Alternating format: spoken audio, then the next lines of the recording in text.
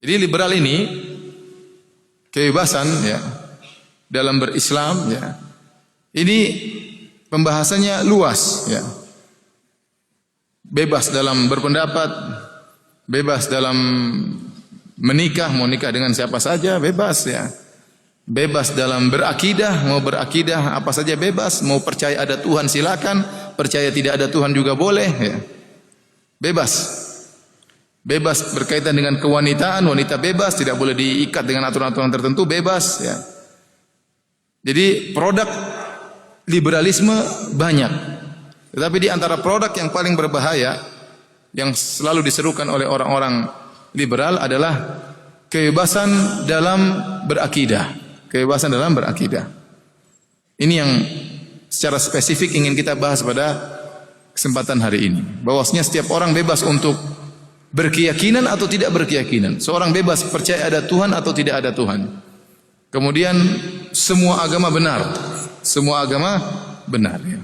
Seperti ada pernyataan baru-baru sebagian tokoh di tanah air kita mengatakan bahwasanya sebenarnya Tuhan semua agama sama, Tuhannya universal.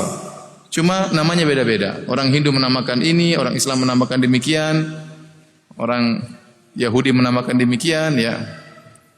Jadi Tuhan bersama ya. Ini salah satu ungkapan-ungkapan yang ingin menunjukkan bahwasanya semua agama benar. Jadi salah satu produk yang berbahaya dari liberalisme adalah kebebasan beragama dan semua agama adalah benar. Semua agama adalah benar.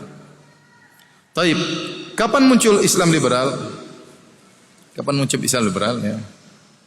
Liberalisme yang salah satu produknya adalah pluralisme ya. Sebelum saya lanjutkan saya ingin ingatkan ya. Pluralisme dari plural artinya majmu', beragam, heterogen ya. Ini bisa ditinjau dari dua tinjauan. Tinjauan pertama bahwasanya negara kita adalah negara yang plural, ditinjau dari ternyata negara kita terdiri atas berbagai macam agama ya, atau plural dalam masalah suku, maka ini benar. Negara kita terdiri atas berbagai macam suku, terdiri atas berbagai macam tradisi, terdiri atas berbagai macam agama. Sekarang ada berapa agama yang diakui dalam negara kita? Dulu waktu saya masih SD, setahu saya 5 ya. Sekarang sudah berapa? Hah? Antum ikut perkembangan enggak? Kalau saya tidak ikut ya. Sekarang sudah berapa yang diakui? 5 atau 6? 6 ya? 6 apa saja? Islam, Kristen terus? Oh, Kristen dengan Katolik dibedakan. Kristen, Katolik terus? Buddha, Hindu? Konghucu udah masuk? Lao Tse belum masuk? Belum. Ahmadiyah? Belum masuk. Syiah juga belum masuk. Alhamdulillah ya. Mudah-mudahan 6 enggak ditambah-tambah lagi ya. Jadi agama yang diakui negara kita ada 6 saat ini ya. Mudah-mudahan tidak bertambah. Kalau bisa dikurangi lebih baik. Jadi 6 diakui. Tapi ini plural berarti negara kita plural. Nah, kalau ditinjau dari negara kita terdiri atas beragam agama plural, maka ini suatu kenyataan yang tidak bisa kita ingkari ya. Jadi tidak jadi masalah suatu negara berbagai macam agama maka diatur dengan aturan-aturan yang bisa mendatangkan kemaslahatan bersama terutama dari sisi duniawi ya. Maka ini jadi masalah seperti yang dilakukan oleh Nabi sallallahu alaihi wasallam waktu Nabi sallallahu alaihi wasallam pertama kali datang ke Madinah, Nabi mendapati ada berbagai komunitas di kota Madinah. Di awal-awal kedatangan Nabi SAW ke kota Madinah. Nabi mendapati di kota Madinah ada komunitas orang-orang Yahudi. Yang orang-orang Yahudi tersebut terdiri atas 3 suku besar, Bani Qainuqa, Bani Nadhir dan Bani Quraidah. Mereka tinggal di kota Madinah. Dan mereka sengaja tinggal di kota Madinah untuk menantikan kedatangan Nabi yang terakhir. Kemudian ada komunitas orang-orang Islam, yaitu suku Aus dan suku Khazraj. Al-Aus dan Al-Khazraj 2 suku asli penduduk kota Madinah yang mereka masuk Islam, sehingga ada komunitas kaum muslimin. Karena sebelum Nabi datang ke kota Madinah, Nabi mengutus terlebih dahulu Mus'ab bin Umair radhiyallahu anhu, dan Mus'ab bin Umair berdakwah sampai akhirnya timbul komunitas Islam di kota Madinah. Kemudian ada komunitas orang-orang musyrik. yaitu suku Al-Aus dan suku Al-Khazraj yang belum masuk Islam. Yang dipimpin oleh Abdullah bin Ubay bin Salul. Abdullah bin Ubay bin Salul pertama kedatangan Nabi belum masuk Islam. Nanti setelah Nabi menang dalam perang Badar baru dia jadi orang munafik. Sebelumnya belum jadi munafik, masih terus terang orang musyrik. Jadi Nabi mendapati 3 komunitas, komunitas Yahudi, komunitas kaum muslimin, dan komunitas orang-orang musyrik. Maka Nabi SAW disebutkan dalam berbagai literatur, dalam riwayat-riwayat hadis, ya. Kebanyakannya riwayat-riwayatnya lemah, tapi ada sebagian riwayat-riwayat yang sahih. Nabi membuat peraturan yang dikenal dengan piagam Madinah atau wathiqatul Madinah, piagam kota Madinah. Yang dalam piagam tersebut ditandatangani atau disepakati oleh komunitas yang ada di kota Madinah. Di antaranya orang Yahudi dengan kaum muslimin. Di antaranya orang Yahudi dan kaum muslimin. Yang inti dari piagam tersebut di antaranya mengatur tentang masalah keduniawian.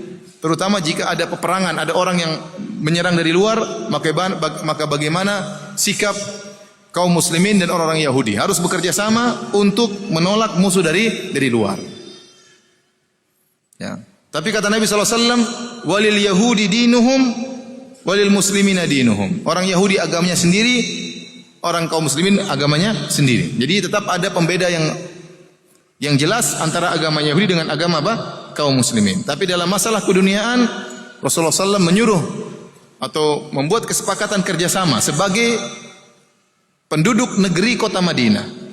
Ya, tidak boleh berkhianat. Harus kerjasama menolak musuh. Kalau ada musuh datang harus berinfak sama-sama, mengeluarkan duit, harta sama-sama untuk menolak musuh tersebut. Harus berjuang bela negara sama-sama. Ini disepakati orang Yahudi dan orang Islam. Namun di belakangan kemudian orang Yahudi berkhianat satu persatu. Ya. Mulai Bani Qainuqa berkhianat, kemudian diusir oleh Nabi SAW. Kemudian Bani Nadir berkhianat, kemudian diusir oleh Nabi SAW. Kemudian Bani Quraidah juga berkhianat, akhirnya diusir juga diperangi bahkan oleh Nabi SAW. Ya. Tetapi kerjasama tersebut terjadi, perjanjian tersebut terjadi. Nah, maksud saya kalau pluralisme maksudnya seperti itu nggak jadi masalah. Itu bahkan dituntut dalam negara kita, ya. Karena negara kita pluralis, maka kita toleransi, masing-masing menjalankan agamanya, ya, tidak jadi masalah seperti itu.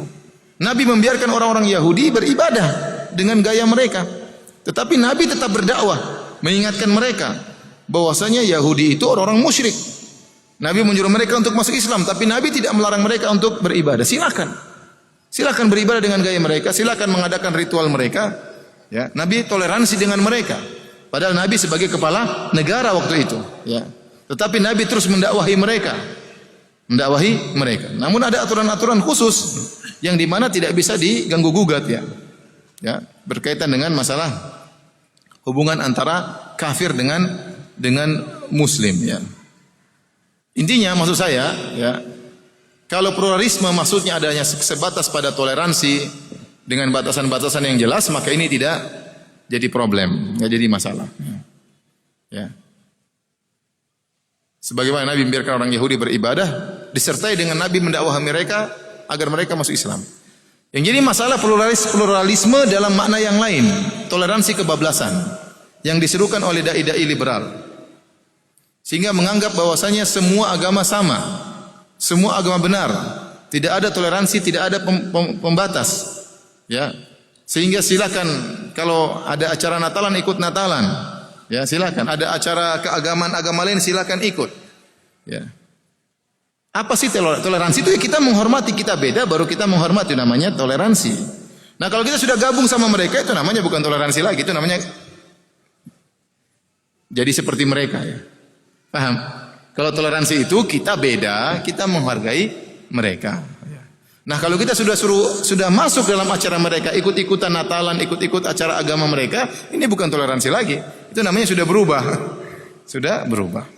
Oleh karenanya alhamdulillah Majelis Ulama Indonesia telah mengeluarkan fatwa yang tegas, ya, tentang haramnya pluralisme, ya.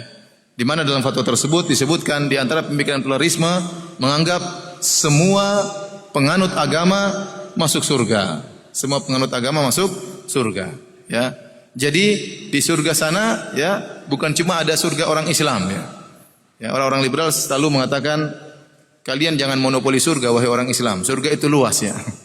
Jadi ada surga Islam, ada surga Yahudi, surga Nasrani, surga Hindu, surga Buddha ya. Nanti mungkin bisa kunjung-kunjungan di sana ya. Mungkin ada juga surga PKI, surga ateis mungkin juga ada ya. Jadi yang ini yang dikritiki oleh Majelis Ulama Indonesia dengan fatwa haramnya pluralisme. Haramnya pluralisme ya. Jadi toleransi baik tapi jangan kebablasan. Toleransi tetap aja harus ada pembeda antara Islam dengan orang non muslim ya. Kita menghargai mereka tapi kita tidak harus jadi seperti mereka. Tidak harus. Alhamdulillah kondisi aman-aman saja ya. Tidak harus menimbulkan keamanan dengan menjadi mereka, tidak.